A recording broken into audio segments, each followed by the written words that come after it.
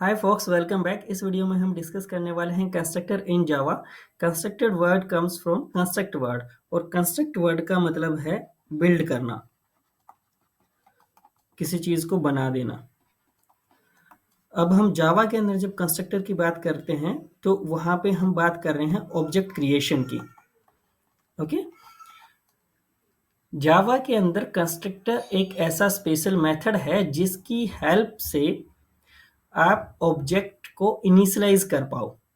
Okay, अब object को initialise करने से क्या मतलब है, इसके लिए हम थोड़ा सा रिवाइंड करते हैं। हमने जब ऑब्जेक्ट और क्लास का वीडियो बनाया था तो उसमें हमने डिटेल के अंदर एक्सप्लेन किया था कि एक ऑब्जेक्ट जो होता है उसके पास दो मेन कैरेक्टरिस्टिक्स होती हैं। एक कैरेक्टरिस्टिक होती है आपकी स्टेट, एक स्टेट होती है, और दूसरा होता है बिहेवियर। अब जब हम स्टेट की बात कर रहे हैं, ऑब्जेक्ट के स्टेट को डिफाइन करने के लिए आप डेटा मेंबर्स का यूज करते हो, और जो डेटा मेंबर्स हैं इनको इनिशियलाइज करने के लिए कंस्ट्रक्टर यूज होता है। अगर आपको इनको इनिशियलाइज करना है तो इसके लिए यूज होगा आपका कंस्ट्रक्टर। ओके, अब कंस्ट्रक्टर की कैरेक्टरिस्टिक्स क्या है, इंपॉर्टेंट कैरेक्टरिस्टिक्स वो है आपकी। एक तो ये है कि जो आपका कंस्ट्रक्टर का नेम होगा, कंस्ट्रक्टर नेम एग्जैक्टली इक्वल होगा क्लास नेम से। क्लास नेम और कंस्ट्रक्टर नेम एग्जैक्टली सेम होंगे। ओके, सेकेंड थिंग इज कोई एक्सप्लिसिट रिटर्न टाइप नहीं होगा। ठीक है, कोई भी आपको एक्सप्लिसिटली कोई रिटर्न टाइप नहीं बताना है सिस्टम को जब आप कंस्ट्रक्टर बनाओगे। तीसरा पॉइंट क्या है, जब भी आप ऑब्जेक्ट को क्रिएट करोगे, ऑब्जेक्ट क्रिएशन के टाइम के ऊपर आपको कंस्ट्रक्टर को कॉल करना है, कॉल कंस्ट्रक्टर। ओके, और फोर्थ पॉइंट जो कि सेकंड पॉइंट से रिलेटेड है, जब हम बात कर रहे हैं नो एक्सप्लिसिट रिटर्न टाइप, तो क्या कंस्ट्रक्टर का कोई रिटर्न टाइप होता भी है या नहीं होता? यस, कंस्ट्रक्टर का एक इम्प्लिसिट रिटर्न टाइप होता है, और वो होता है जो भी क्लास का, जिस भी क्लास का वो कंस्ट्रक्टर है उस क्लास का ऑब्जेक्ट जो है वो आपको कंस्ट्रक्टर रिटर्न करता है। तो इसका मतलब जो भी क्लास है उस क्लास का ऑब्जेक्ट जो है वो इम्प्लिसिट रिटर्न टाइप हो गया कंस्ट्रक्टर का। तो यहाँ पे हम बता देते हैं कि इम्प्लिसिट रिटर्न टाइप कंस्ट्रक्टर का होता है।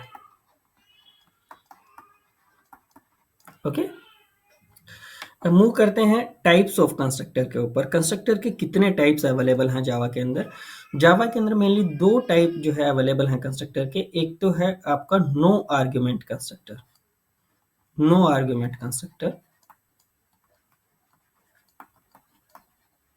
और दूसरा है आपका पैरामीटराइज्ड।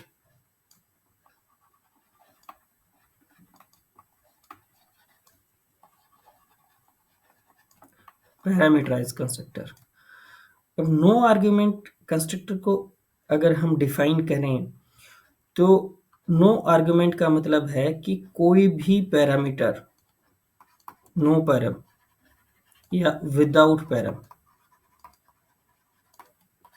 अगर कोई कंस्ट्रक्टर आपने बनाया है तो उसको हम बोलेंगे नो आर्ग्यूमेंट कंस्ट्रक्टर। और उसका सिंटैक्स क्या होगा, जैसे कि अभी हमने कैरेक्टरिस्टिक्स में डिस्कस किया था कि जो भी आपका क्लास होगी उस क्लास नेम के एग्जैक्टली सेम होगा कंस्ट्रक्टर का नेम। तो फॉर एग्जांपल अगर हमारे पास स्टूडेंट नाम से कोई क्लास है, ठीक है, ये आपके पास क्लास है, तो जब कंस्ट्रक्टर बनाएंगे तो किस तरह से बनाएंगे, स्टूडेंट और यहाँ पे पैरेंथेसिस, ये ब्रैकेट स्टार्ट की और बंद की। यहाँ पे अगर आपको कुछ ब्लॉक ऑफ कोड लिखना है तो आप लिख सकते हो, और नहीं लिखना तो डिफॉल्ट कंस्ट्रक्टर के केस के अंदर यहाँ पे आप जो कंस्ट्रक्टर की बॉडी है उसको आप एम्प्टी भी छोड़ सकते हो। एक चीज जो आपको ध्यान देनी है वो ये है कि यहाँ पे कोई भी पैरामीटर हमने पास नहीं किया है, और दूसरा यहाँ पे कोई भी रिटर्न टाइप हमने एक्सप्लिसिटली नहीं बताया है।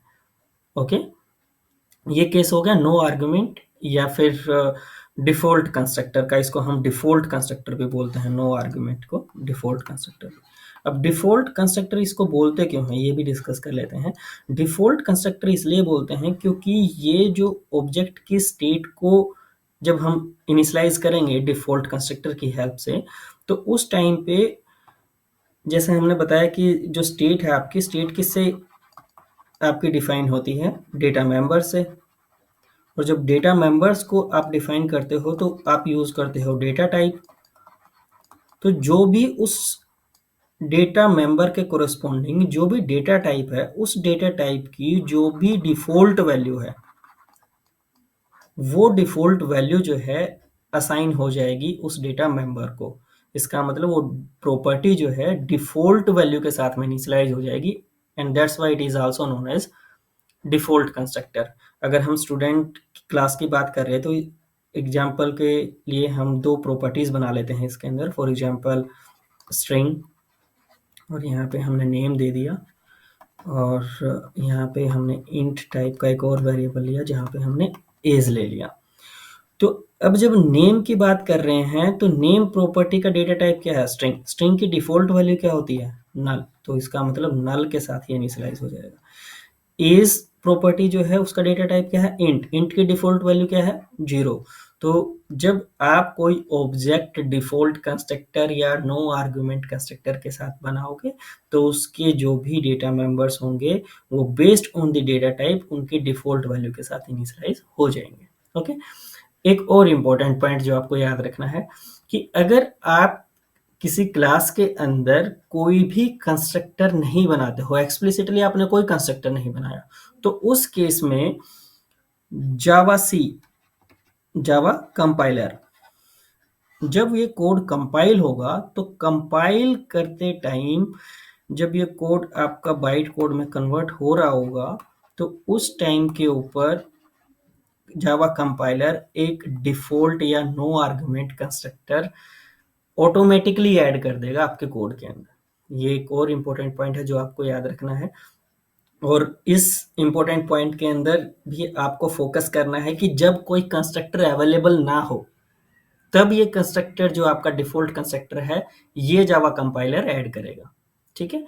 पैरामीटराइज कंस्ट्रक्टर पर चलते हैं। पैरामीटराइज कंस्ट्रक्टर क्या है, एक कंस्ट्रक्टर विद आर्ग्यूमेंट्स या विद पैरामीटर्स। एक पैरामीटर भी पास कर सकते हो, जैसे नेम पास कर दिया या फिर एज पास कर दिया या फिर दोनों पैरामीटर भी पास कर सकते हो। तो इस तरह से आपके कॉम्बिनेशन मल्टीपल हो सकते हैं पैरामीटराइज कंस्ट्रक्टर के केस के अंदर, लेकिन उसके पास एटलीस्ट एक पैरामीटर होना चाहिए, तो उसको हम बोलेंगे पैरामीटराइज कंस्ट्रक्टर। ओके। अब पैरामीटराइज कंस्ट्रक्टर का सिंटेक्स क्या रहेगा, नाम सेम रहेगा। जैसे हमने स्टूडेंट का एग्जांपल लिया तो आपके पास स्टूडेंट आ गया, उसके बाद यहाँ जो है आपकी पैरामीटर की लिस्ट आ जाएगी, list of parameters.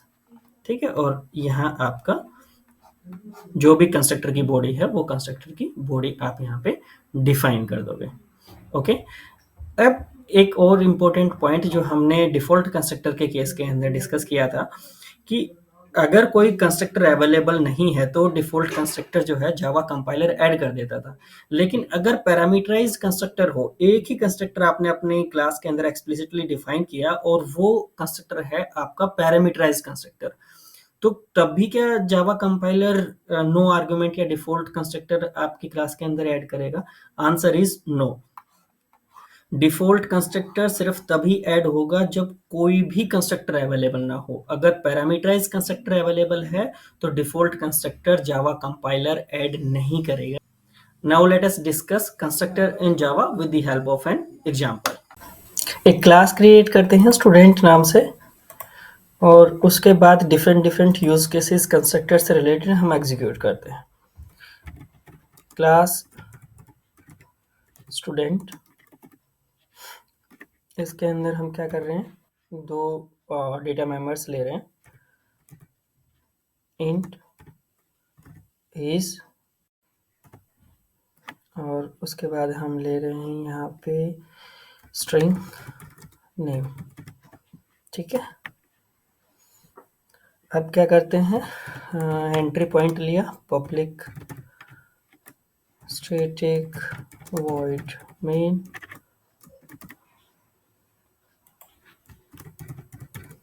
String arguments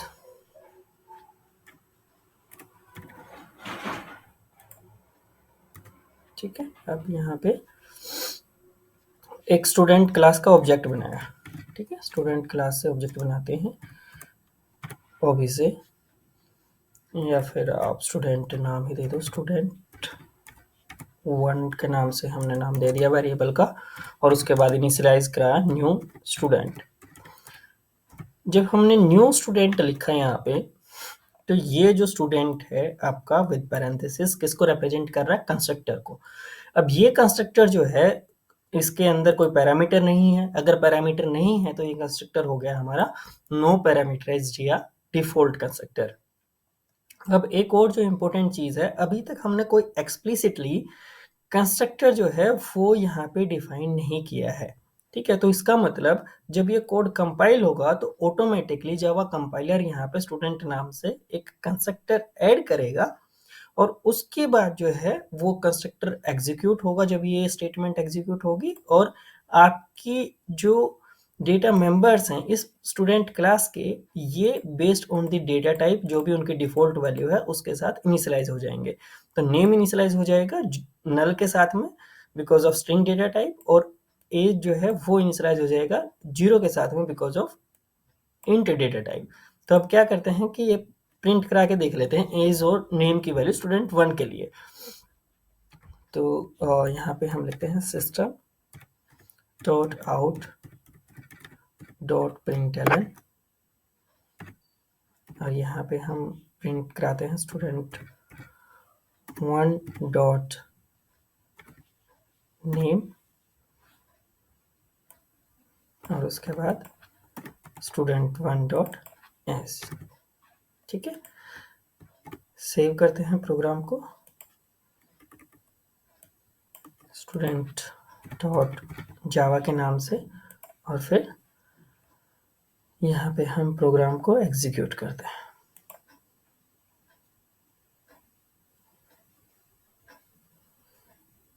okay, तो कंसोल पे अगर आप देख रहे हो तो क्या वैल्यू प्रिंट हुई? नल और 0 बिकॉज ऑफ डिफॉल्ट कंस्ट्रक्टर। अब दूसरा केस हम लेकर के चलते हैं कि डिफॉल्ट कंस्ट्रक्टर जो है, डिफॉल्ट कंस्ट्रक्टर को एक्सप्लिसिटली डिफाइन करते हैं, ठीक है। एक्सप्लिसिटली के लिए क्या करना पड़ेगा? स्टूडेंट सेम नाम, कोई एक्सप्लिसिट रिटर्न टाइप हमें देना नहीं है, पैरेंथेसिस, और फिर जो है अगर यहाँ पे कुछ ब्लॉक ऑफ कोड आपको लिखना है तो फॉर एग्जांपल अभी के लिए हम सिर्फ इतना लिख देते हैं system dot out dot println, और यहाँ लिख देते हैं डिफॉल्ट कंस्ट्रक्टर कॉल्ड। जब ये कंस्ट्रक्टर कॉल होगा तो पता लग जाएगा डिफॉल्ट कंस्ट्रक्टर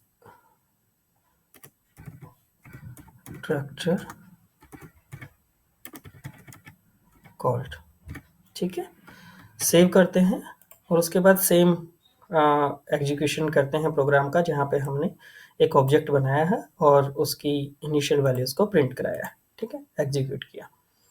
अगर आप एग्जीक्यूट कर रहे हो तो आप देख रहे हो कि फिर से वही वैल्यू नल और 0 जो है आपकी प्रिंट हो गई हैं, लेकिन उसके साथ में एक और स्टेटमेंट जो है आपकी प्रिंट हुई है डिफॉल्ट कंस्ट्रक्टर कॉल्ड। इसका मतलब ये जो है आपकी स्टेटमेंट पहले स्टेटमेंट थी, ये चली और उसके बाद जो है वैल्यूज आपकी इनिशियलाइज हुई। ओके,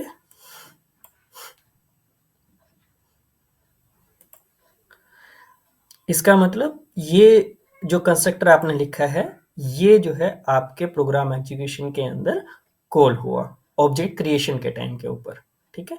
अब हम बात करते हैं पैरामीटराइज कंस्ट्रक्टर की। अब पैरामीटराइज कंस्ट्रक्टर के केस के अंदर क्या था? पैरामीटराइज कंस्ट्रक्टर के केस में हमने डिस्कस किया था कि यहाँ पे आपको कोई ना कोई पैरामीटर लिस्ट जो है वो आपको पास करनी है, ठीक है। एक पैरामीटर करो या एन नंबर ऑफ पैरामीटर करो, ठीक है। तो यहाँ पे हम क्या दे देते हैं? सबसे पहले एक पास करके देखते हैं, जैसे हमने इंट या फिर स्ट्रिंग नेम पास कर देते हैं, ठीक है। और यहाँ पे लिखते हैं this dot name is equal to name,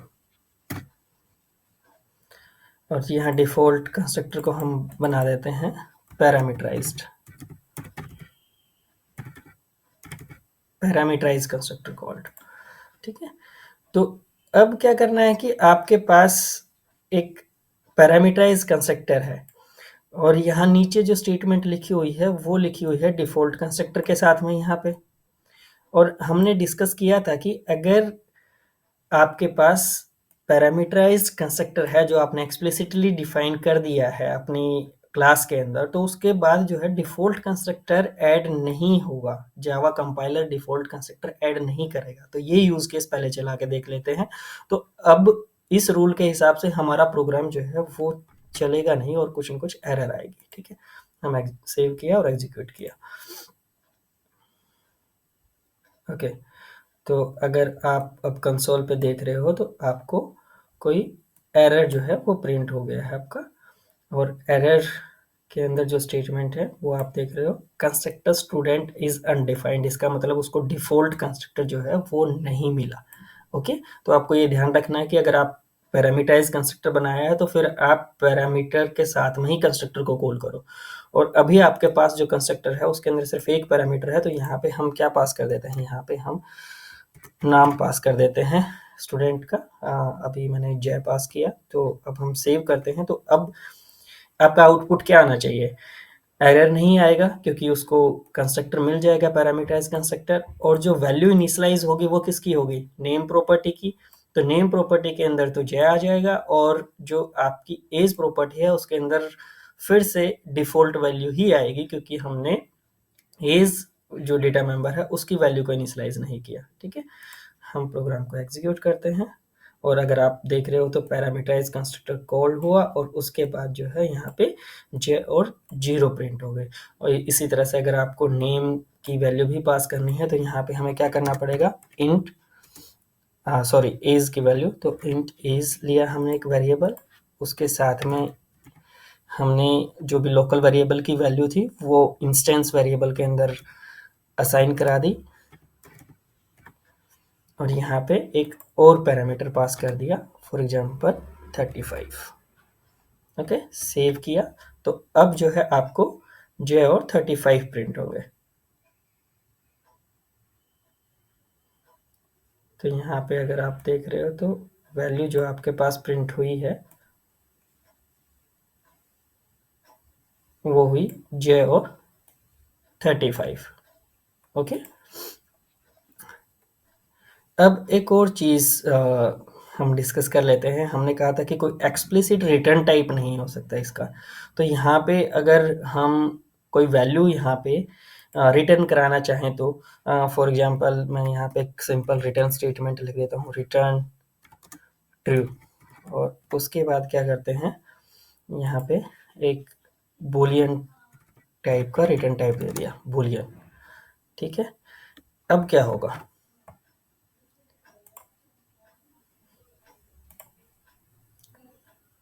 ठीक है।